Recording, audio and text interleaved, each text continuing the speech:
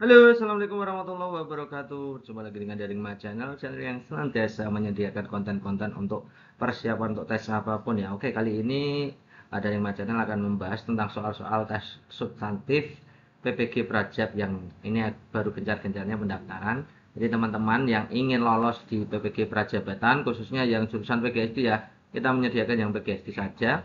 Jadi teman-teman bisa pelajari model-model soal seperti ini. Ini soal ini diambil dari soal-soal asli PPG Prajab di tahun sebelumnya. Jadi ingat teman-teman, pelajari, simak dengan baik-baik model-model soalnya, dan pastikan bahwa kamu itu nanti pasti lolos di PPG Prajab 2025 ini. Oke, langsung saja kita menuju ke pembahasan soalnya. Kita mulai dari yang pertama. Pada saat diskusi di kelas, Imron memberikan pendapat terhadap permasalahan yang sedang dibahas. Nah, ketika Anna berargumen, Imron memberikan beberapa saran.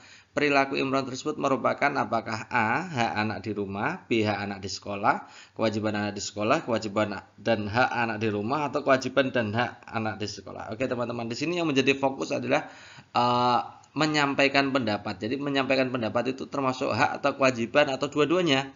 Nah, kalau menyampaikan pendapat itu hak teman-teman, hak berpendapat. Nah, situasinya di sini adalah di rumah, di sekolahan ya. Nah, situasinya di sini adalah di sekolahan. Maka yang karena di sini di diskusi di kelas ya, bukan di rumah ya, maka itu pasti lingkupnya adalah di sekolah gitu ya. Maka jawaban yang paling tepat adalah hak anak di sekolah. Berikutnya contoh sikap yang mendukung integritas nasional. Integritas itu integritas nasional itu ya bisa diartikan sama dengan integrasi nasional, yaitu upaya penyatuan gitu ya teman-teman ya. Jadi kalau integrasi nasional itu proses penyatuan berbagai suku, agama, budaya, daerah berbeda-beda menjadi satu kesatuan bangsa Indonesia yang utuh dan berdaulat. Nah, integrasi nasional itu tujuannya adalah mempertahankan keutuhan wilayah NKRI, ya, keberlangsungan bangsa Indonesia, sebuah negara yang berdaulat dan mandiri. Itu integrasi nasional gitu ya. Jadi contoh kira-kira yang sikap yang sesuai dengan integritas nasional atau integrasi nasional itu yang mana? Oke ya. Tapi yang jadi fokus di sini adalah bidang sosial teman-teman, ya bidang sosial. Kita analisa langsung pilihan gandanya. Yang A, memiliki kepedulian terhadap budaya leluhur, berarti itu bukan sosial tapi budaya. Mencintai produk dalam negeri itu ekonomi. Peduli terhadap daerah terdampak bencana, ini sosial teman-teman ya. Anti terhadap gaya westernisasi itu budaya. Bertanggung jawab terhadap budaya sendiri juga budaya. Maka jawaban yang paling tepat opsi C ini teman-teman ya. Teman-teman itu harus benar-benar teliti soalnya itu. Kadang kita bacanya serampangan, kemudian di situ yang paling bagus yang mana kan gitu. Padahal di situ mudah sekali soalnya ya teman-teman. Hanya bidang sosial itu saja gitu ya. Cermatilah beberapa kalimat berikut. Satu, ayahnya seorang atlet. Aini bercita-cita menjadi apotek. Teknik penulisan sudah benar, jangan lupa membeli cindera mata. Sekarang semua sudah diatur. Ini yang kira-kira sesuai dengan pedoman umum ejaan bahasa Indonesia atau PUEBI ya. Itu yang mana? Yang dulunya EYD teman-teman ya. Sekarang PUEBI gitu ya. Oke, atlet, kita lihat yang atlet dulu. Atlet itu salah ya teman-teman, itu tidak baku. Yang benar adalah atlet. Maka ada istilah atletik, bukan atletik ya, atletik. Ya, kalau teman-teman itu apa namanya sering lupa atau ragu, itu cari kata lainnya. Misalkan atlet ya, atletik tidak ada, adanya atletik gitu ya. Maka yang benar ya atlet itu gitu ya. Berikutnya adalah apotek ya. Apotek, apakah apotek atau apoteker, apotik apa apotek yang baku nih ya. Yang benar adalah apotek ya. Nah, kalau apotik itu tidak baku, teman-teman. Nah, buktinya apa? Ada istilah apoteker, bukan apotiker, gitu kan gitu ya. Nah, itu caranya melihat itu baku atau tidak baku itu dari kalimat lain atau kata lain, ya, kata lainnya bisa juga, gitu ya. Kemudian teknik, teknik itu teknik atau teknik. Yang benar adalah teknik, gitu ya, teman-teman ya. Ini sudah benar. Jangan lupa membeli cindera mata atau cindera mata. Yang benar adalah cindera ya. Ini salah ya. Kemudian sistem atau sistem. Ya, yang benar sistem ya, sistematik ya. Berarti bukan sistematik ya, sistem yang benar. Maka jawaban yang paling tepat adalah 2, 3, 5.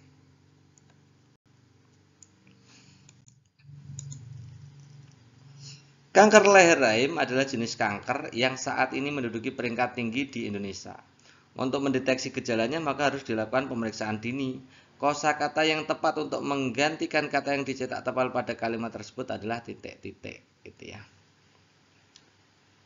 Mendeteksi gejala maka dilakukan pemeriksaan dini ya. Pemeriksaan dini itu artinya apa, gitu ya. Untuk khusus kanker leher rahim, gitu ya. Kita lihat ya istilah-istilahnya, istilah atau kosakatanya berhubungan dengan kedokteran, gitu ya. Kalau endoskopi itu teman-teman apa? Endoskopi itu sebenarnya adalah prosedur medis untuk melihat organ dalam menggunakan alat endoskop ya. Selang dikasih kamera itu ya supaya bisa melihat di bagian dalamnya. Itu endoskopi. Anestesi itu biasanya namanya adalah bius gitu ya. Bahasa kedokterannya atau bahasa kesehatannya adalah anestesi. Injeksi itu suntik teman-teman ya. Suntik ya. Pap smear itu biasanya untuk kanker leher rahim itu pemeriksaan dini ya. Vaksin itu memasukkan antigen atau mikroorganisme yang dinonaktivasi atau inaktivasi atau dilemahkan gitu ya teman-teman ya. Jadi yang hubungannya dengan kanker leher rahim pemeriksaannya namanya pap smear.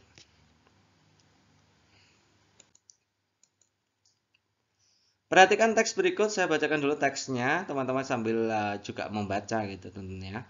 Pembelajaran pada masa COVID-19 tidak bisa dilaksanakan secara tatap muka karena beresiko sulitnya warga sekolah dalam menerapkan protokol kesehatan melaksanakan 3M, yaitu memakai masker, mencuci tangan, menjaga jarak, menjadi salah satu penyebabnya. Pembelajaran bisa dilakukan dengan alternatif lain dengan memanfaatkan jaringan internet. Dengan jaringan internet dan media elektronik, guru dan peserta didik bisa melaksanakan kegiatan pembelajaran jarak jauh dengan bantuan dan pengawasan orang tua. Nah, berdasarkan teks apa dampak yang akan terjadi jika COVID berpanjangan ya. Tapi ini pertanyaannya adalah terkait dengan teksnya teman-teman ya. Jangan punya pemikiran yang lain. Kita fokusnya ke teksnya karena teksnya disediakan gitu ya.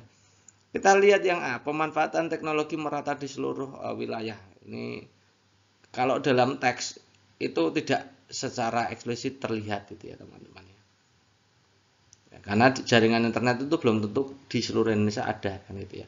Yang B, peran guru di sekolah tergantikan oleh orang tua. Ini tidak ada ya. Di sini tidak menggantikan tapi dengan dibantu pengawasan orang tua. Jadi tidak mungkin tergantikan peran guru itu. Yang C, prestasi hasil belajar peserta didik akan semakin menurun. Di sini juga tidak ada. Pada teks tidak ada keterangan tentang itu secara implisit maupun eksplisit tidak ada gitu ya. Kerjasama antar guru dan orang tua peserta didik meningkat. Nah, ini ada teman-teman ya. Karena di situ peran orang tua sangat penting untuk membantu guru di rumah mengawasi juga ya, mengawasi siswanya selama belajar. Jadi kerjasama ini benar gitu ya, teman.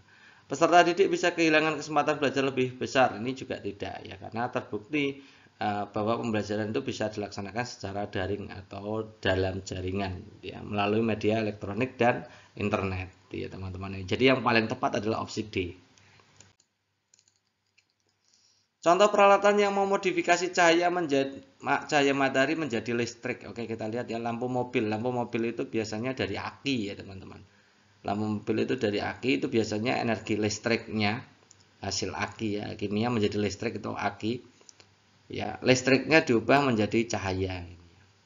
LCD proyektor ini juga listriknya diubah menjadi cahaya. Menjemur pakaian itu cahaya matahari menjadi panas gitu ya. Kemudian lampu tenaga surya. Lampu tenaga surya itu biasanya cahaya menjadi listrik ya. Lampu tenaga surya gitu ya. Jadi cahaya kemudian menjadi listrik, kemudian diubah menjadi cahaya lagi kan gitu ya. Pengering rambut itu listrik menjadi panas gitu ya teman-teman ya. Jadi jawaban yang paling tepat adalah opsi D. Oke, soal berikutnya. Ini nanti teman-teman akan disajikan satu gambar gitu ya. Kemudian diberikan suatu deskripsi soalnya ya, yang lumayan panjang gitu ya. Ini mirip-mirip dengan soal-soal literasi, modelnya seperti ini teman-teman. Ada gambarnya, kemudian ada teksnya gitu ya, yang agak panjang gitu ya. Kemudian teman-teman akan diminta menyimpulkan atau pertanyaan sejenisnya gitu ya. Oke, kita bacakan dulu, ini ada gambar di situ. Kemudian berdasarkan gambar di atas, Pak Agus sebagai seorang petani menyimpulkan bahwa faktor-faktor penyebab pencemaran air sungai adalah limbah cair pabrik, aktivitas pertanian dengan penggunaan pupuk kimia yang tidak terkontrol, dan aktivitas mencuci pakaian yang limbahnya dibuang ke sungai. Jadi ada 3 yang diamati oleh seorang petani. Ya, Pak Agus ini mengamati ada 3. Ya, tadi saya ulangi lagi, ada limbah dari pabrik, kemudian limbah kimia dari pupuk kimia, kemudian yang ketiga adalah limbah rumah tangga yang mencuci pakaian yang limbahnya dibuang di sungai. Oke, berdasarkan hal tersebut maka sebaiknya Pak Agus untuk menangani limbah. Jadi proses menangani limbah yang paling tepat itu yang mana gitu ya. Mengajak warga untuk memprotes pabrik yang membuang limbah ke sungai, ini tentu saja kurang tepat gitu ya. Menulis artikel tentang bahaya pencemaran lingkungan terhadap hasil pertanian, ini juga kurang tepat. Mengajak warga memanfaatkan limbah menjadi pupuk organik buatan, ini juga tidak tepat. Melaporkan pemilik pabrik pada pihak berwajib, ini juga tidak tepat ya. Mengajak warga untuk berhenti mencuci pakaian di sungai, nah ini yang paling tepat berdasarkan teks gitu ya, karena salah satu pencemaran itu akibat air deterjen atau air deterjen itu menjadi limbah untuk sungai gitu ya teman-teman. Cocok dengan deskripsinya. Berikutnya teman-teman, di situ ada gambar, itu kelihatannya adalah tembok sekolah kemudian dicoret-coret kan gitu ya. Gambar tersebut menunjukkan adanya fenomena banyak coretan yang mengurangi keindahan yang ada di tembok. Tindakan yang harus dilakukan guru untuk menangani hal tersebut adalah gitu ya. Hal bijak apa yang bisa dilakukan guru dalam menghadapi fenomena seperti ini, mencoret-coret tembok, apalagi tembok sekolah gitu ya. Yang A, membersihkan coretan yang ada sepulang dari bekerja dengan mengajak anggota keluarganya. Ini status guru sebagai pendidiknya ya lumayan lah sebagai teladan, tapi kurang kelihatannya ya. Yang B, memberi teguran kepada siswa ya, teguran seandainya ada siswa yang melakukan coretan, ini juga bagus teguran, tapi kurang kreatif gitu ya. Yang C itu menanamkan hidup bersih, indah, dan mengajak siswanya melakukan kebersihan lingkungan sekitar. Nah ini ya, yang C ini bagus ya, menanamkan hidup bersih dan indah ya, menjaga keindahan, menjaga kebersihan gitu ya. Itu ditanamkan dulu sikapnya ditanamkan dulu, karakternya ditanamkan dulu. Nah, kemudian bagaimana cara menanamkan karakter tersebut? Ya siswanya diajak untuk melakukan kebersihan lingkungan. Itu yang C ini bagus sekali, kita kasih centang dulu. Membuat artikel terkait kebersihan lingkungan dan dibagikan kepada guru dan semua murid, ini kurang ya. Melaporkan pada dinas, ini juga kurang. Jadi yang paling bagus memang sebagai pendidik ya harus mendidik siswanya, mendidiknya berupa pendidikan karakter, kemudian juga actionnya juga ada. Jadi bersama-sama dengan siswa membersihkan lingkungan sekitar.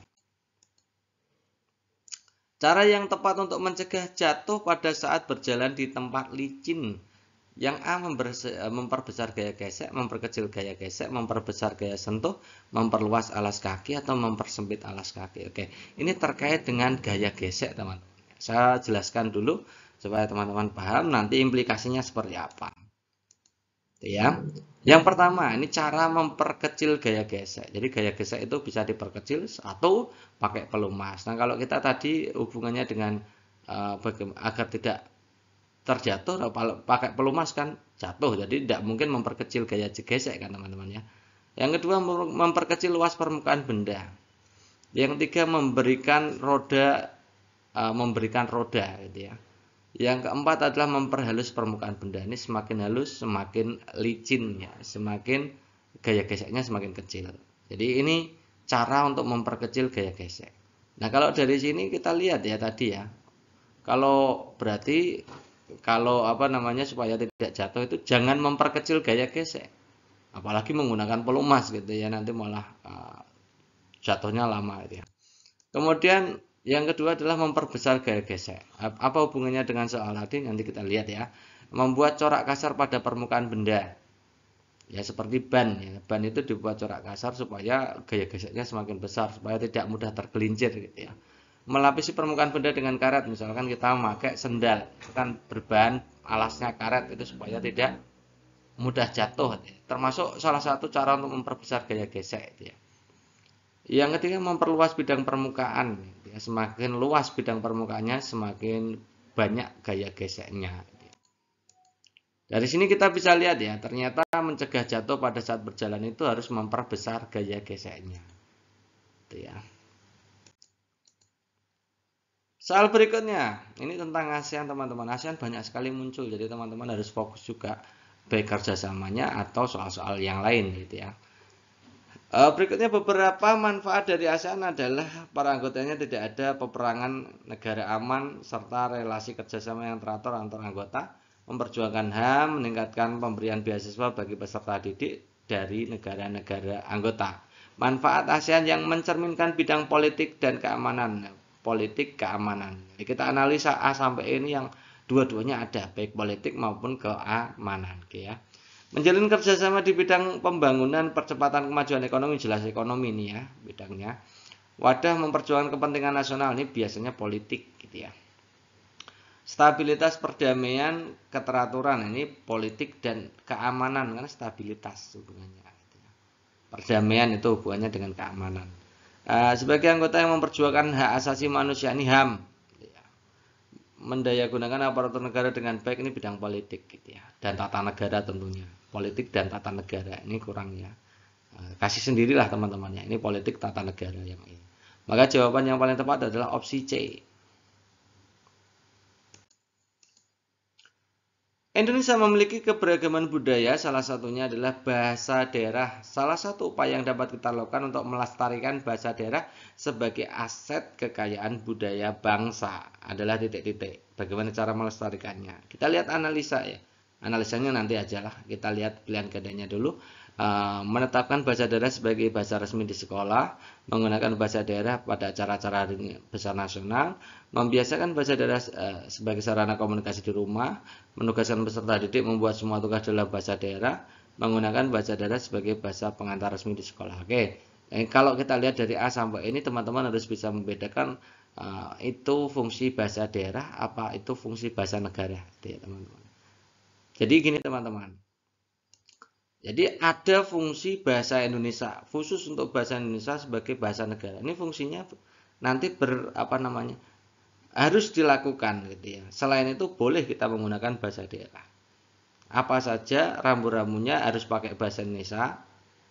Yang pertama itu bahasa resmi kenegaraan, baik pidato, upacara dan lain-lain itu pakainya bahasa Indonesia. Wajib, tidak boleh pakai bahasa daerah.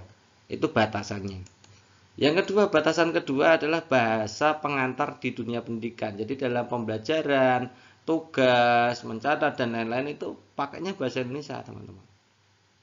Itu ya. Kemudian alat perhubungan pada tingkat nasional ya. Komunikasi secara nasional gitu ya. Biasanya untuk kepentingan perencanaan pelaksanaan pembangunan itu semuanya menggunakan bahasa Indonesia. Itu rambu-rambu ketiga.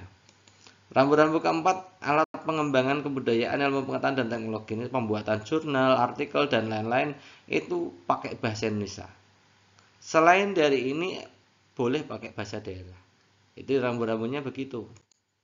Nah, kalau kita lihat ya, yang A, menetapkan bahasa daerah sebagai bahasa resmi di sekolah tidak boleh karena di sekolah itu termasuk kedinasan. Jadi harusnya pakai bahasa negara, bahasa Indonesia.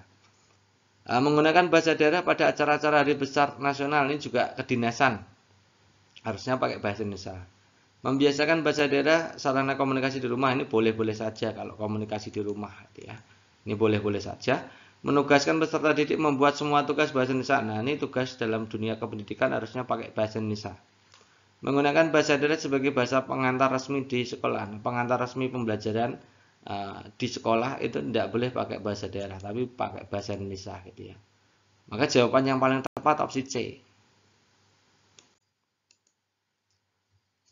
Berikutnya, perhatikan Presiden Republik Indonesia berikut dari Soekarno, Soeharto, B.J. Habibie, Abdurrahman Wahid, Megawati Soekarno Putri, Susilo Bambang Yudhoyono atau Joko Widodo nomor 7-nya.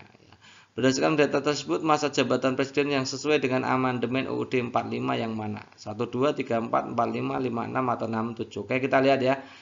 Ini sebenarnya mudah teman-teman ya. Amandemen itu dilakukan di tahun 99 sampai 2000 berapa itu. Jadi di bawah itu pasti tidak sesuai presidennya gitu ya.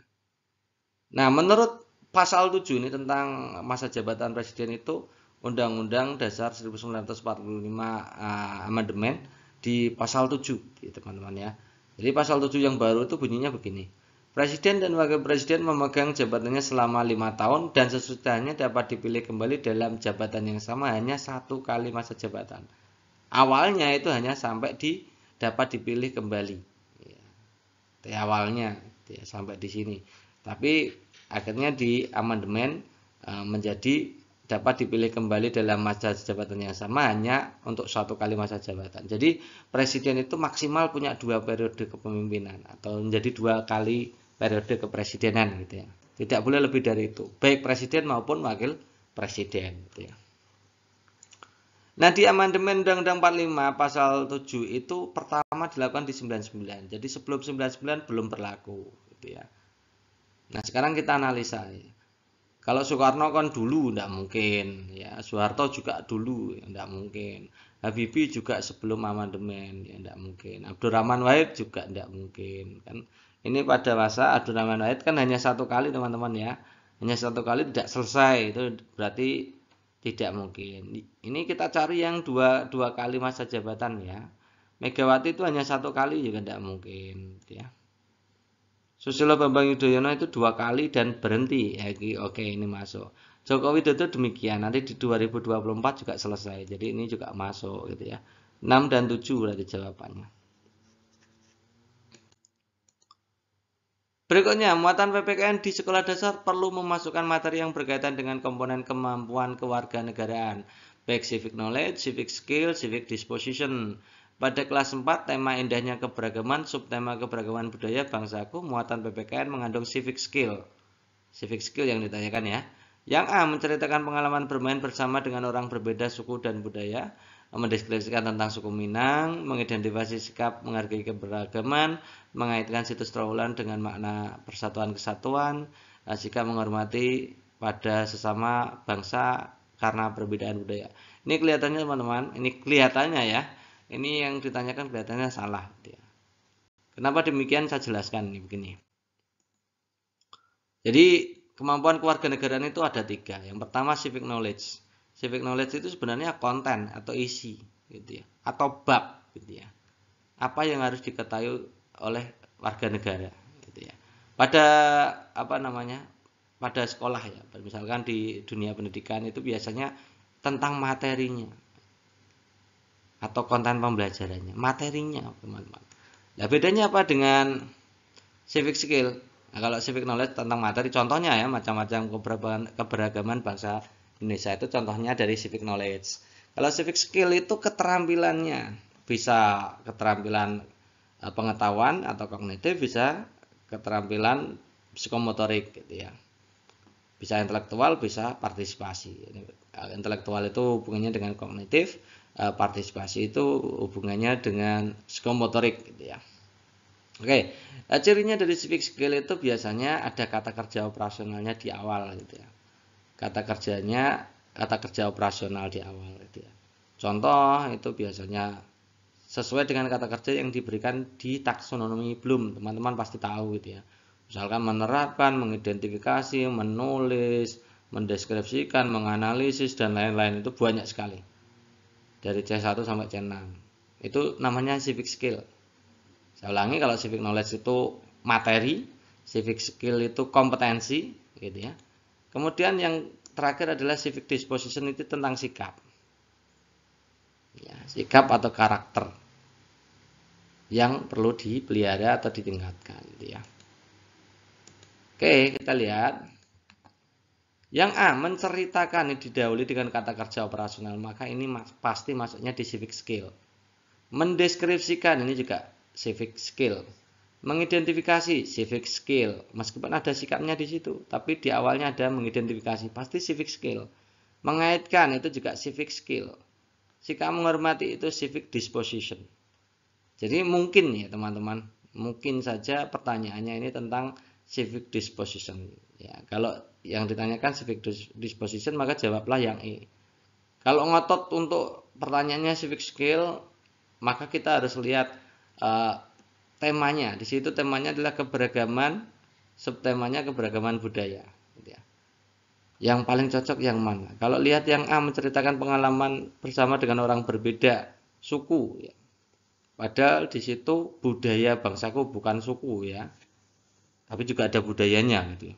Tapi yang paling bagus itu saya kira yang paling cocok dengan eh, kelas 4 tema itu ya yang C ini yang paling bagus gitu ya. Itu kalau pertanyaannya civic skill dipaksakan untuk civic skill. Tapi saya berpendapat bahwa itu pasti pertanyaannya bukan civic skill tapi adalah civic disposition gitu ya. Soal berikutnya nanti teman-teman disajikan teks panjang sekali seperti ini. Kemudian teman-teman diminta untuk apa namanya itu menganalisa mana paragraf yang termasuk narasi, eksposisi, deskripsi, persuasi, argumentasi. Tapi beberapa contoh soal ya asli ya, contoh soal asli yang beredar di Telegram dan lain-lain, teman-teman juga pasti tahu. Biasanya di bagian akhirnya sudah diterangkan jenis paragrafnya. Jadi teman-teman kadang-kadang tidak usah baca teksnya. Ya. Lihat saja ke soalnya. Bila penulis tujuannya menggambarkan kondisi suatu tempat seperti kondisi aslinya, pasti itu artinya adalah paragraf deskripsi, menggambarkan suatu tempat yang bisa dilihat, dirasakan, ya, dengan indera, bisa penglihatan, bisa pendengaran, bisa pembau, gitu ya. Nah ini pasti jawabannya deskripsi. Maka yang paling cocok jawabannya ya nomor C ini deskripsi, gitu ya. Nah, kita lihat benar enggak yang C itu deskripsi paragraf 2-nya.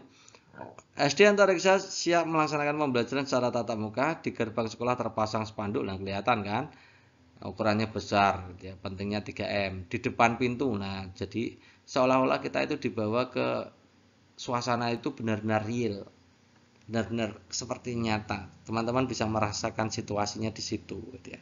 Jawaban yang paling tepat ya deskripsi itu. Nah ini saya jelaskan satu persatu ini ya. Kalau narasi itu urutan kronologi suatu peristiwa.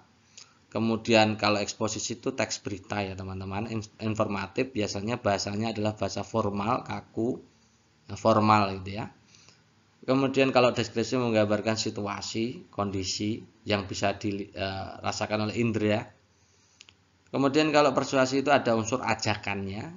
Kalau argumen itu pendapat yang biasanya disertai data-data yang menguatkan supaya pendapatnya bisa diterima oleh orang lain kan gitu ya. Itu. Jadi karena ini yang ditanyakan adalah menggambarkan kondisi, maka jawaban yang paling tepat C ini.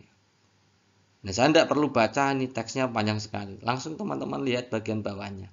Itu mengurangi waktu ya. Lumayan lah intinya kita bisa hemat waktu. Soal berikutnya teman-teman disajikan seperti ini. Ini gambar PLTA atau pembangkit listrik tenaga air. Berdasarkan gambar tersebut, air di bendungan mengalir melalui pipa pesat untuk menggerakkan baling-baling turbin pada poros turbin terhubung ke generator yang menghasilkan energi listrik dan membawa listrik ke rumah dan industri. Perubahan energi yang terjadi adalah kita lihat pilihan gandanya kinetik, potensial, mekanik, listrik dibolak-balik.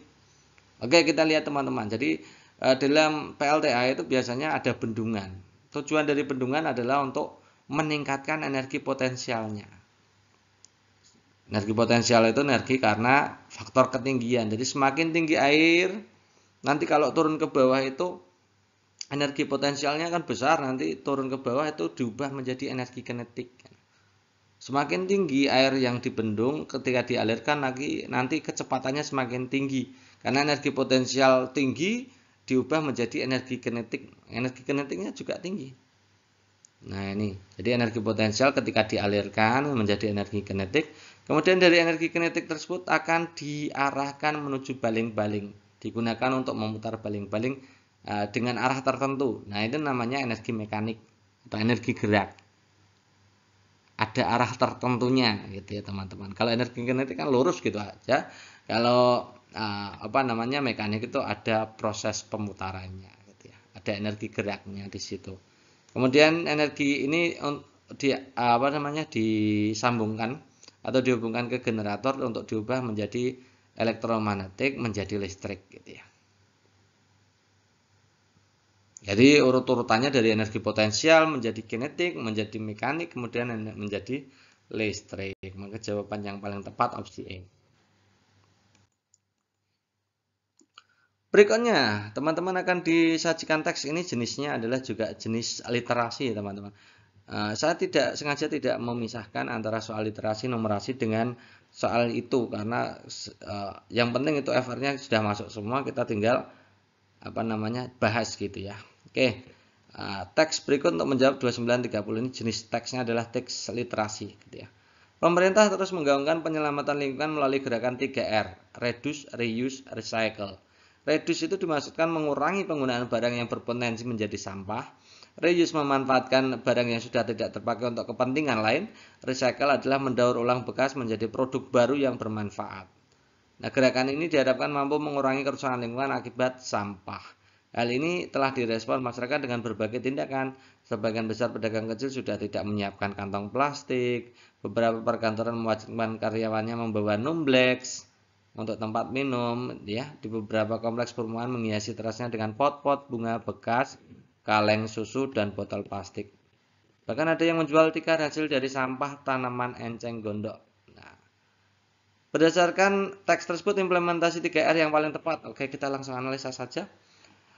Reduce ini pasangannya dengan yang A ya, yang warnanya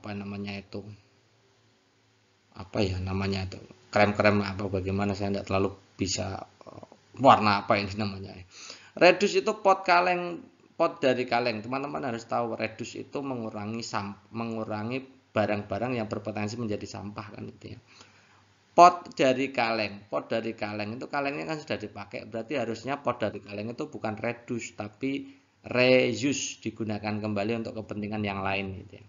Jadi tidak mungkin tikar dari enceng gondok itu harusnya bukan reuse.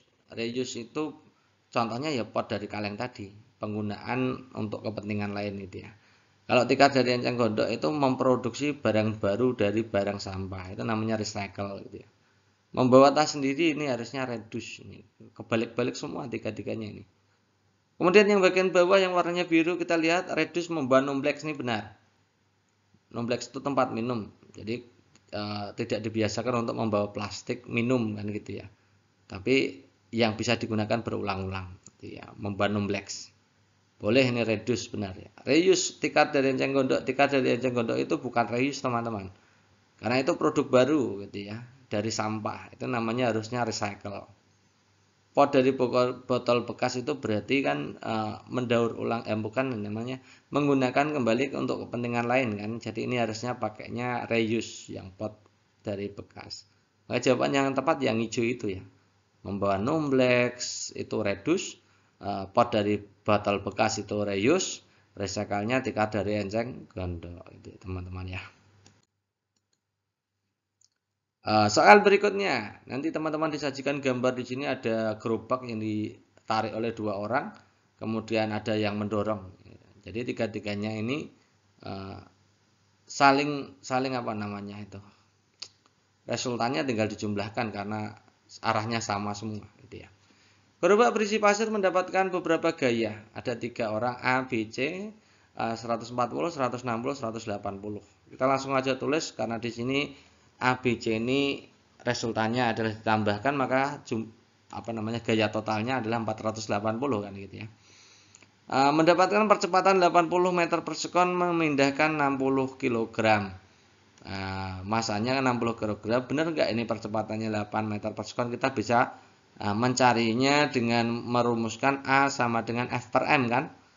A itu F per M, 480 dibagi 60 benar 8 meter per sekon. Ya, percepatannya benar 8 meter per sekon kuadrat. Oke, kemudian jika ABC memberikan gaya sebesar tersebut, jadi gayanya sama, F awal dan F akhirnya sama. Oke, kita tulis F akhirnya sama. Memindahkan pasir percepatannya ternyata lebih tinggi, ya, lebih tinggi. Kalau percepatannya 12, kira-kira masanya bagaimana? Dengan rumus tadi bisa kan? Mencari M berarti F per A. F-nya 480, A-nya 12, jadi 40 kilo. Kalau mau semakin cepat, maka masanya semakin dikurangi kan lebih cepat kan? Kan logikanya gitu. Semakin besar masanya, maka percepatannya semakin rendah. Semakin berat kan semakin rendah kan gitu ya. Itu. Maka jawaban yang paling tepat adalah yang D. 40 kg. Pada hari Minggu, Made bersepeda ke rumah nenek. Made menempuh jarak 4.500 meter selama 1,5 jam. Sampai di rumah nenek dia menghitung kecepatan rata-rata sepedanya. Ada 4 ini ya. Jarak dibagi waktu tempuh, jarak dibagi waktu tempuh dibagi 1000, jarak dibagi 1000 hasilnya dibagi waktu tempuh. Atau yang keempat adalah jarak dibagi waktu tempuh kali 60. Cara yang paling tepat dilakukan Made menghitung kecepatan rata-ratanya. Oke, kita bahas soalnya, kita tulis dulu ya. Satuannya ingin jadi kilometer per jam kan. Ini soalnya ini. Jadi jaraknya kita tulis dulu. Ini ada 2 cara teman-teman ya. Cara pertama jaraknya kita tulis dulu 4.500 meter diubah ke kilometer. Caranya bagaimana? Cukup dibagi 1000. Jadi jaraknya dibagi 1000 menjadi 4,5 km. Diubah jaraknya dulu menjadi kilometer, kemudian waktunya dibiarkan karena satuannya ingin kilometer per jam kan. Baru menghitung pakai kecepatan, rumusnya jarak dibagi waktu. Jaraknya 4,5 km, waktunya 1,5 jam. Jadi satuannya 3 km per jam. Ini boleh pakai cara ini. Atau kita konversinya setelah kecepatannya ditemukan dengan satuan berbeda ya. Jaraknya biarkan, waktunya biarkan. Nanti kalau menghitung kecepatan kan berarti satuannya jadi meter per jam kan. 3000 meter per jam. Ini dihitung kecepatannya dulu. Baru kecepatannya ini satuannya diubah menjadi kilometer dengan membagi 1000. Ya, 3000 dibagi 1000 kan 3. Jadi meternya jadi kilometer kan gitu. Boleh pakai cara ini juga. Nah, dari sini berarti kita lihat ya, kalau jarak dibagi waktu tempuh maka satuannya nanti jadi meter per jam. Jadi tidak mungkin. Yang nomor 2 itu boleh. Ya, yang 2 itu boleh, yang ketiga juga boleh. Yang 2 itu dicari kecepatannya dulu, kemudian baru dikonversi. Yang nomor 3 itu dikonversi dulu jaraknya, baru dicari kecepatannya. Boleh, dua-duanya boleh. 2 dan 3 boleh. Berikutnya perubahan energi yang terjadi pada seorang pengendara sebagai berikut. Ini ada orang naik ke bukit, kemudian turun gitu ya. Kita lihat pilihan gandanya ada 4 di situ. Yang ketahuan hanya 4 itu, yang E tidak ketahuan ya. Yang A posisi A ke B, energi kinetik bertambah, energi potensial kurang. Terjadi perubahan energi potensial menjadi kinetik. Oke. Posisi B, energi potensial paling kecil, energi kinetik paling besar. Terjadi perubahan dari energi potensial menjadi energi kinetik. Posisi B ke C, besar energi potensial berkurang dan seterusnya gitu ya. Ternyata kita harus menganalisa ini. Jadi teman-teman harus paham energi potensial tadi sudah bahas ya. Energi potensial itu energi yang tergantung dari ketinggian. Semakin tinggi maka energi potensialnya semakin besar. Nah, kalau kita lihat di situ A, B, C, posisi A, B, C pada gambar, maka energi potensial paling tinggi di posisi B. Kan paling tinggi kan tempatnya, ya. Kemudian energi kinetik itu energi yang tergantung dari kecepatan. Rumusnya setengah mv kuadrat itu ya. M itu massa, V itu kecepatan. Itu ya. Semakin cepat maka energi kinetiknya juga semakin besar, gitu ya. Oke, kita lihat yang posisi A menuju B. A menuju B. A itu bersepeda kemudian melambat akhirnya sampai di B. Nah, itu artinya kan semakin ke atas, semakin menuju ke B itu kan semakin melambat ya. Artinya energi kinetiknya kan berkurang. Ya, ini prosesnya adalah energi kinetiknya dari bawah itu kan cepat kemudian melambat. Energi kinetiknya itu kan berubah menjadi energi potensial. Ya, semakin tinggi kan energi potensialnya bertambah, energi kinetiknya semakin melambat kan gitu ya. Energi kinetiknya diubah menjadi energi potensial. Maka karena energi kinetik berubah menjadi EP, pelan-pelan mengalami proses, maka energi kinetiknya dari A menuju B semakin berkurang. Sampai 0, ketika di B itu energi kinetiknya 0. EP-nya semakin bertambah sampai di EP-nya di maksimalnya di B. Sebaliknya ketika B menuju C, itu energi potensial tadi tidak usah dikayuh ya, B ke C itu nanti turun sendiri gitu ya. Itu energi potensial yang tadi di atas maksimal itu akan diubah menjadi energi kinetik. Semakin ke bawah semakin cepat. Jadi EP-nya berkurang, kemudian EK-nya menjadi bertambah. Ya. EP kenapa berkurang? Semakin ketinggiannya semakin menurun kan ke bawah kan. EK-nya semakin cepat kan begitu. Maka dari opsi A sampai D ini yang cocok yang mana nih? Yang C ini coba dilihat ya. Pada posisi B ke C energi potensial berkurang, benar. energi kinetiknya bertambah benar, perubahan energi potensial menjadi energi kinetik benar. Jadi jawabannya adalah C, gitu ya. Pertanyaan selanjutnya, Belanda menyerah kepada Jepang tanggal 8 Maret 42 setelah menjajah Indonesia selama 350 tahun. Panglima tertinggi pemerintah Hindia Belanda menyerah tanpa syarat di Kalijati, Bandung. Selanjutnya Jepang menjajah Indonesia selama 3,5 tahun atau 3,5 tahun. Penjajah Jepang berakhir dengan menyerahnya Jepang pada sekutu di akhir Perang Dunia II tanggal 15 Agustus 1945. Selama penjajahan Indonesia berada dalam kondisi penuh penderitaan. Indonesia hidup dalam kemiskinan dan pembodohan. Banyak pahlawan yang berjuang hingga darah terakhir demi memperjuangkan kemerdekaan Indonesia. Hingga akhirnya tanggal 17 Agustus 1945 Indonesia mampu terlepas dari bangsa penjajah. Narasi tersebut mengandung makna proklamasi sebagai, kita lihat opsi pilihan gandanya. A. Puncak perjuangan kemerdekaan Indonesia. B. Titik darah penghabisan para pahlawan Indonesia. Impian cita-cita bangsa Indonesia, akhir penderitaan bangsa Indonesia, atau hadiah atas kekalahan Jepang atas sekutu. Kalau hadiah tidak mungkin itu ya. Nah ini fokusnya teman-teman lihat ini. Akhirnya 17 Agustus 45 Indonesia mampu terlepas dari penjajahan. Itu artinya apa? Berarti kita harus mempelajari makna-makna proklamasi. Terutama kalau teman-teman mau pelajari makna proklamasi, harusnya teman-teman lihat di pembukaan UUD ya teman-teman. Di pembukaan UUD itu teman-teman bisa lihat makna proklamasi banyak. Salah satunya adalah puncak perjuangan mengusir penjajah. Ya, itu narasinya begini, proklamasi merupakan puncak perjuangan bangsa Indonesia mengusir penjajah untuk mendapatkan hak sebagai bangsa yang merdeka terlepas dari tindasan. Ya. Makna yang lain contohnya adalah negara Indonesia resmi berdiri. Jadi proses proklamasi itu secara hukum lahirnya Indonesia. Ya. Hukum kolonialnya sudah tidak berlaku, diganti dengan hukum Indonesia itu sendiri. Mewujudkan persatuan dan kesatuan itu makna proklamasi berikutnya. Ya. Kemudian amanat dari rakyat. Di proklamasi itu sebenarnya adalah amanat atau pesan dari rakyat gitu ya. Dimana mewujudkan negara yang melindungi segenap bangsa, tumpah darah Indonesia, memajukan kesejahteraan umum, mencerdaskan kehidupan bangsa dan ikut melaksanakan ketertiban dunia. Ya. Yang kelima itu proklamasi dalam rangka untuk mewujudkan masyarakat adil dan makmur. Pemerintah yang diakui oleh rakyatnya. Itu intinya gitu teman-teman. Jadi di sini kita bisa lihat ya, karena di sini terlepas dari bangsa penjajah, maka makna proklamasinya adalah puncak perjuangan kemerdekaan. Kenapa tidak B, titik darah penghabisan? Ya bukan. Karena kita fokusnya bukan di darah hingga darah terakhir, bukan, tapi di situ adalah fokusnya di 17 Agustusnya itu Indonesia terlepas dari bangsa penjajah. Jadi itu adalah puncak dari perjuangan para pahlawan.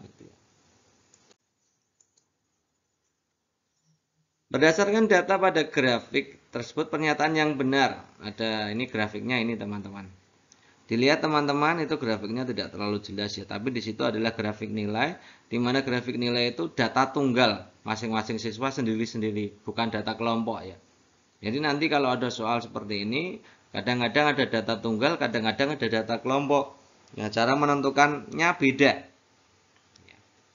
Satu, menentukan nilai masing-masing di siswa. Kedua, menghitung banyak nilai siswa. Yang ketiga, menjumlahkan nilai semua siswa. Keempat, jumlah nilai semua siswa dibagi banyak nilai. Yang kelima, jumlah nilai semua dibagi banyak siswa. Oke. Kalau data namanya kan data tunggal, berarti pertama teman-teman itu baca datanya dulu. Diagramnya dibaca, ditentukan dulu nilai-nilai masing-masing siswa ini. Pertama itu. Setelah itu tinggal dijumlahkan saja nilainya berapa. Ya. Setelah dijumlahkan kita bagi dengan banyaknya siswa. Banyak siswa ada berapa? Yang bagian bawah itu. Bukan banyak nilai tapi banyak siswa. Gitu ya teman-teman. Kalau banyak nilai misalkan ada sama-sama 78 maka dihitung 78 saja. Yang salah satu saja kan bukan. Yang jadi fokus adalah banyaknya siswa. Kalau siswanya 20 ya dibagi dengan 20. Nilai dari 20 siswa dijumlahkan baru dibagi 20. Jadi Yang benar adalah langkahnya 1, 3, 5.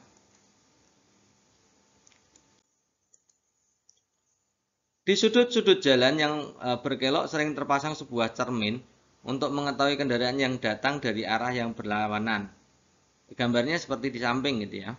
Sifat bayangan yang terbentuk oleh cermin yang terpasang di pinggir jalan adalah A. Tegak diperkecil, B. Tegak diperbesar, C. Terbalik diperkecil, D. Terbalik diperbesar, atau E. Tegak sama dengan aslinya.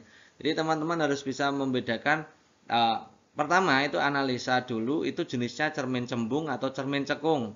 Yang kedua sifatnya bagaimana? Karena di sini fokusnya ke kaca atau cermin ya, cermin dikelokkan, maka ini masuknya di cermin cembung teman-teman. Jadi cermin cembung, maka kita cari sifat cermin cembungnya.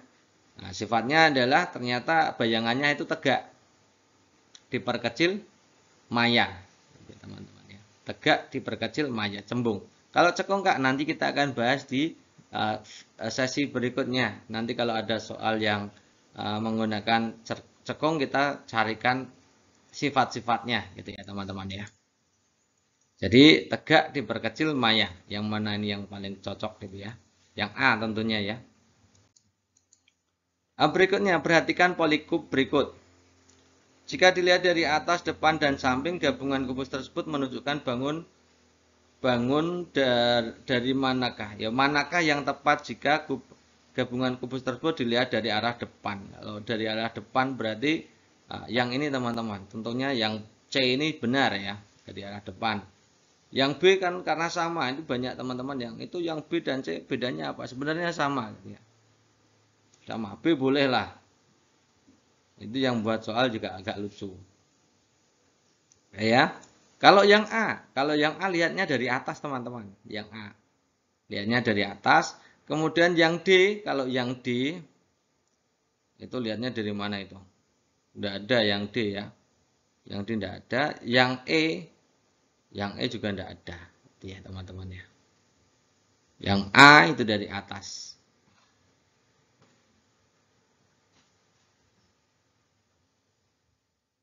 Kalau dari samping ya sama kalau dari samping gitu ya. Kalau dari samping ya B itu juga sama dengan C kan, sama.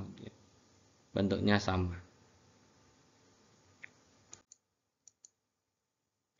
Manakah fakta berikutnya yang tepat untuk mengenai berat tabung kerucut bola kubus pada gambar di atas? Ini gambar kesetimbangan teman-teman. Ini salah satu dari apa itu namanya? Media yang untuk menggambarkan persamaan ya, persamaan linear tentunya gitu ya.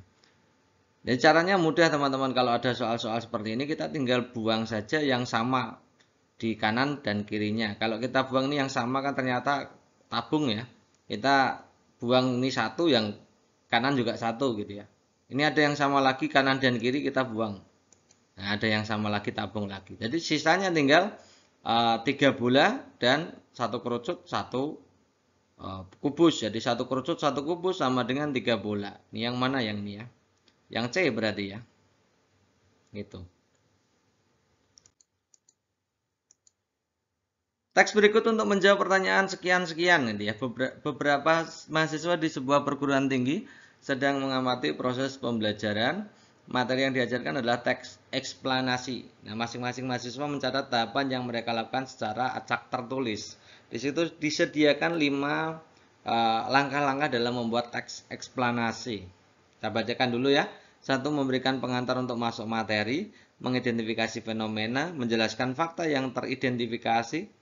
4. Menyampaikan pernyataan umum, menyusun ulasan kesimpulan, teman-teman ya. Oke, berarti teman-teman kalau kita lihat dari sini kelihatannya kita harus memahami tentang struktur dari teks eksplanasi dulu. Kita bacakan dulu ya struktur teks eksplanasi.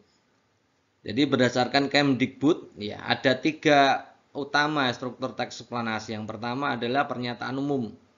Jadi pernyataan umum. Yang akan dijelaskan adalah proses terjadinya, proses keberadaannya, proses terbentuknya, dan lain-lain. Gitu ya. Ini pernyataan umum dulu. Nah, di dalam pernyataan umum tersebut ada identifikasi fenomena. Jadi pernyataan umum dulu baru identifikasi fenomena. Kemudian setelah identifikasi fenomena dijelaskan secara detail atau deretan penjelas. Ini menjelaskan tentang sebab akibat teman-teman, bagaimana dan mengapa gitu ya. Kemudian yang bagian ketiga itu bagian interpretasi, itu bagian penutup. Penutup ini biasanya berisi tanggapan tentang fenomena yang terjadi gitu ya. Atau kesimpulan gitu ya. Jadi kalau kita lihat yang pertama tadi adalah kita masuk ke pengantar dulu. Jadi ini bagian pembukanya dulu ini ya. Kemudian masuk ke struktur teks fiksinya. Struktur teks eksplanasinya adalah pernyataan umum. Ini nomor 2. Di dalam pernyataan umum kita jelaskan identifikasi fenomenanya. Berarti nomor 3-nya adalah di nomor 2 ini ya. Kemudian baru menjelaskan fakta yang teridentifikasi. Fakta yang teridentifikasi itu nomor 4. Kemudian terakhir adalah menyusun kesimpulan. Jadi jawaban yang paling tepat adalah nomor 1, nomor 4, nomor 2, nomor 3, 1, 4, 2, 3, 5. Ini ya, yang C. Nomor berikutnya nanti teman-teman akan disajikan gambar di situ ya. Di situ ada panel surya dan kemudian rangkaiannya seperti itu. Berdasarkan gambar tersebut urutan perubahan cahaya matahari dari proses penyimpanannya adalah yang mana? Pilihan gandanya dilihat itu 1, 3, 1, 3, 1, 3 semua. Tinggal kita lihat urutannya gitu ya. Saya jelaskan dulu prosesnya gitu ya. Ini jawabannya nanti B, tapi prosesnya teman-teman harus tahu gitu ya. Jadi ini. Pertama kita lihat panel surya dulu. Panel surya itu mengubah nomor 1 ya, berarti perubahannya karena dari panel surya. Matahari ke panel surya itu terjadi perubahan seperti ini. Jadi panel surya, di dalamnya ada sel surya. Ini alat yang digunakan untuk menyerap dan mengubah sinar matahari menjadi energi listrik. Diubah ke energi listrik dalam bentuk sedikit ya, kecil ya, energi listrik kecil dikumpulkan gitu ya. Atau foton-foton dikumpulkan. Kemudian hasilnya kemudian dialirkan ke pengendali charger. Pengendali charger ini fungsi pengendali charger itu mengatur pengisian muatan listrik. Jadi kalau baterainya yang di nomor baterai, lihat baterai. Baterainya kalau misalkan penuh ya maka pengisiannya pelan-pelan. Jadi atur regulatornya di situ teman-teman. Kemudian kalau kosong DC gitu ya. Jadi posisi nomor 3 ini proses pengaturan muatan listrik. Pengisian muatan listrik. Dari baterai tersebut kemudian kalau mau masuk ke rumah, biasanya rumah sekarang itu menggunakan arus AC teman-teman. Jadi bukan DC. Arus AC maka kita butuh inverter. Ya, di bawah angka 2 itu ada alat yang namanya inverter. Jadi baterai ini yang dari energi kimia ya. Baterai kan energi kimia diubah ke energi listrik, keluarkan energi listrik ya bentuk DC. Masuk ke inverter. Jadi fungsinya inverter ini mengubah arus DC yang keluar dari baterai. Baterai tadi kan dari energi kimia diubah menjadi energi listrik keluarnya kan. Nah, energi listrik tapi bentuknya masih DC. Nah, diubah ke AC oleh inverter. Ya, jadi inverter bagian bawah ini. Hasilnya menjadi AC, baru dipakai di rumah tangga. Jadi urut-urutannya kan kalau nomor 1, kemudian nomor 3, nomor 2, nomor 5. 1, 3, 2, 5. Ini jawabannya berarti yang B tadi ya. Nah ini teman-teman ini soal numerasi. Soalnya panjang tapi caranya menjawab sebenarnya tidak panjang. Tangki tersebut diisi menggunakan air dari mata air Sibolangit yang dialirkan melalui pipa dengan debit 10 meter kubik pangkat 3 atau meter kubik. Itu debit masuknya. Ingat teman-teman ini debit masuk dari pengisian tangki besarnya. Setelah penuh air dalam tangki akan dialirkan ke gedung-gedung 3 pipa. Jadi ini yang keluar. Yang keluar debitnya 2 meter kubik per meter, ada 2100 liter per menit, ada 2200 liter per menit. Ada 3 pipa. Ini yang keluar outputnya. Diketahui bahwa tangki tersebut penuh dengan air, siap untuk dialirkan melalui 3 pipa bersamaan. Apabila kebutuhan pada saat itu, jadi ini output nih sebanyak 1134.000 ini outputnya. 1.134.000 liter ini outputnya.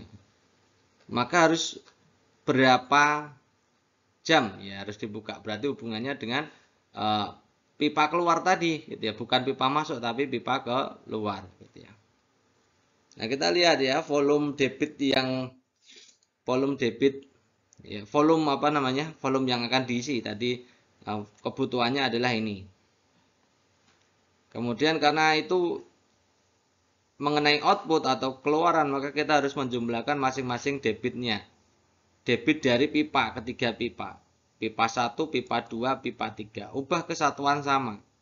Yang 2 meter kubik per menit jadikan liter per menit. Jadi meter kubik menjadi liter cukup dikalikan 1000. Jadi ada 2000 liter per menit, ada 2100 liter per menit, ada 2200 liter per menit. Kalau kita total berarti total debit dari ketiga pipa itu adalah 6300 liter per menit.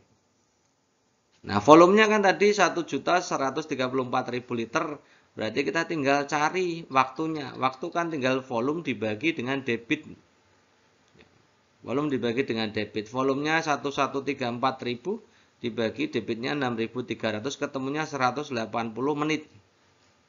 180 menit itu kalau kita ubah ke jam kan 3 jam persis gitu ya. Jadi jawaban yang paling tepat ya opsi D. Nah, seperti itu teman-teman. Lalu angka-angka yang lain gimana, Kak? Ya, angka lain itu sebagai pengecoh bacaan yang lain ya. Pengecoh gitu ya, teman-teman. Maka teman-teman harus paham tentang literasi numerasi. Membaca, memahami gitu ya. Soal berikutnya, berdasarkan gambar tersebut papan luncur dapat melaju ke depan karena titik-titik. Nah, teman-teman, soal-soal ini adalah soal-soal penerapan dari hukum Newton. Terutama kalau yang soal ini adalah hukum Newton 3. Jadi nanti juga ada penerapan dari hukum Newton 2, ada juga dengan penerapan dari hukum Newton 1. Lalu kita akan bahas penerapan dari hukum Newton 3 sesuai soal saja ya. Nanti kalau ada soal yang lain kita terangkan ya. Kita lihat opsi pilihan gandanya. A. Tekanan kaki melakukan aksi pada jalan dan jalan memberi gaya reaksi terhadap tekanan aksi, arahnya berlawanan. B. Jalan melakukan aksi pada tekanan kaki dan tekanan kaki memberikan reaksi terhadap jalannya arah berlawanan. Oke. Yang C, tekanan kaki melakukan aksi pada jalan melakukan reaksi terhadap tekanan kaki yang searah. Jadi ada yang berlawanan, ada yang searah. Yang D, jalan melakukan aksi pada kaki, malah jalannya yang aksi gitu ya. Harusnya kan kaki gitu ya. Tidak apa-apa lah, namanya juga soal itu ya. Di tekanan kaki dan jalan sama-sama memberikan reaksi, tidak mungkin itu ya. Nah, saya terangkan dulu tentang hukum Newton 3. Jadi untuk menjawab itu hukum Newton 3. Ini tentang hukum aksi reaksi. Ketika kita memberikan suatu aksi kepada gaya aksi, maka akan timbul gaya reaksi arahnya berlawanan, maka itu tandanya min, itu artinya arahnya berlawanan dengan gaya aksi gitu ya. Beberapa kasus yang melibatkan tentang hukum aksi reaksi, contohnya ini saya kasih contoh seperti ini. Nah, ini nanti teman-teman kadang-kadang ya keluarnya pemain skateboard, kadang-kadang sampan, kadang-kadang berenang, kadang-kadang bermain sepatu roda. Ya teman-teman harus paham ya. Jadi gaya aksi dan gaya reaksi itu nilainya sama, cuma arahnya berlawanan. Yang satu plus, yang satu min kan gitu. Tapi nilainya sama. Kita lihat yang sampan yang didayung. Coba perhatikan saat sampan digerakkan dengan dayung teman-teman. Sampan kan melakukan aksi arahnya ke belakang gitu ya. Arahnya ke belakang itu namanya gaya aksi. Ya, dayung ke depan, apa namanya itu namanya sampannya jadi ke depan kan, itu reaksinya kan gitu. Kalau ada yang belakang maka yang reaksi ke depan. Dayungnya jadi melaju ke depan reaksi. Arahnya kan berlawanan ya. Namanya dayungnya ke belakang, sampannya ke depan, arahnya berlawanan gitu ya. Skateboard juga demikian, ketika kaki kita arahkan ke agak belakang gitu ya, agak ke belakang itu memberikan aksi, maka jalan ya, setelah diberikan aksi kan bereaksi, arahnya berlawanan dengan gaya yang sama gitu ya. Jadi memberikan reaksi terhadap papan skateboard menuju ke depan, maka bisa melaju kan gitu. Sepatu roda juga demikian teman-teman. Ya, jadi teman-teman harus paham dulu bahwa gaya aksi dan gaya reaksi itu nilainya sama, arahnya berlawanan gitu ya. Berenang juga demikian. Kenapa kita bisa melaju ke depan? Karena kita memberikan aksi dorongan kaki ke belakang.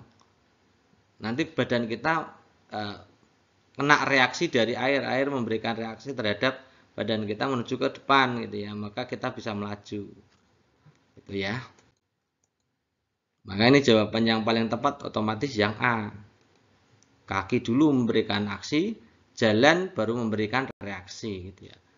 Nilainya sama, arahnya berlawanan. Perhatikan pernyataan-pernyataan berikut. 1. Mendorong penguatan kerjasama keamanan maritim dengan mencegah pemancingan ilegal atau illegal logging gitu ya.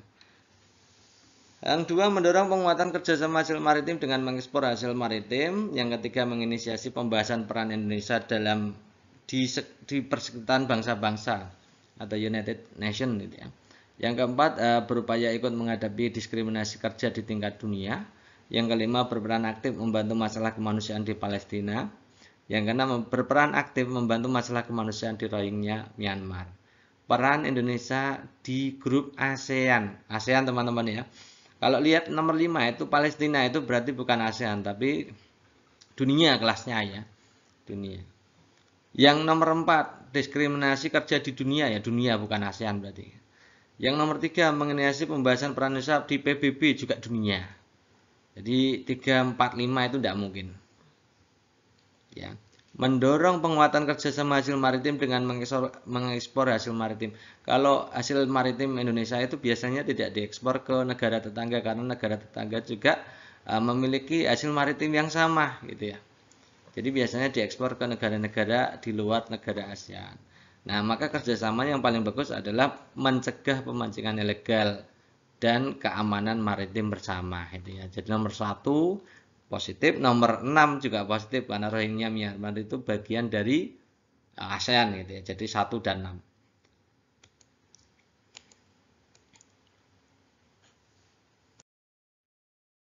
Oke, sebagai info, selain dari Channel menyediakan konten video YouTube yang teman-teman bisa lihat di YouTube ya, dari Channel juga ada teman-teman yang ingin versi fullnya, teman-teman bisa baca e-booknya. Bagi teman-teman yang mau memesan e-book untuk tes substansi PBG Prajabatan 2025, itu teman-teman bisa menghubungi nomor yang tertera di sini ya teman-teman ya. Harganya cukup 50.000, teman-teman bisa akses semua jenis soal yang nanti dikeluarkan di PPG Prajabatan. Ada literasi numerasi dan juga tes substansinya. Oke, itu aja teman-teman ya. Oke, itu dulu teman-teman untuk pembahasan kita kali ini. Terima kasih atas perhatiannya dan tetap stay tune di channel kita tercinta. Bagi teman-teman yang baru bergabung di channel kita dari Channel, silakan teman-teman subscribe dan nyalakan tombol notifikasinya sehingga teman-teman nanti setiap kali dari Channel mengunggah program untuk belajar P3K, teman-teman sudah mendapatkan notifikasinya, tinggal diklik aja kemudian bisa menonton sambil belajar gitu ya teman-teman. Terima kasih atas perhatiannya. Assalamualaikum warahmatullahi wabarakatuh. Terima kasih atas perhatiannya. Cukup sekian. Assalamualaikum warahmatullahi wabarakatuh.